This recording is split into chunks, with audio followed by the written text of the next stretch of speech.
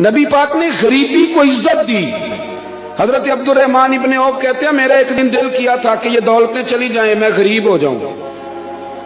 حالانکہ امیروں کا کبھی غریب ہونے کو دل میرا کیا تھا کہ کس طرح فرمانے لگے ایک غریب صحابی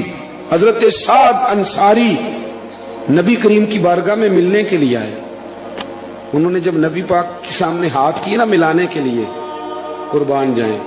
انہوں نے ہاتھ پیچھے کرنا چاہا پر میرے نبی نے ان کا ہاتھ تھام لیا، حضور نے زور سے پکڑ لیا۔ انہوں نے ایک دفعہ چاہا، پھر اصل میں آپ سمجھے نہیں نا میں کیا کہہ گیا ہوں، یعنی حضور نے ہاتھ تھام لیا، یعنی نبی کریم نے ان کا اپنے دست مبارک سے ہاتھ پکڑ لیا۔ صحابی خاموش ہو گئے، حضور نے پھر ان کا ہاتھ کھولا، فرمایا یہ کیا ہے؟ تو وہ رو پڑے، عرض کرنے لگے حضور بچے زیادہ ہیں، مزدور آدمی ہیں، پھاوڑے کے ساتھ، کدال کے ساتھ، کئی کے ساتھ کام کرتے، یا رسول اللہ یہ نہ چھالے پڑ گئے میرے ہاتھوں پہ۔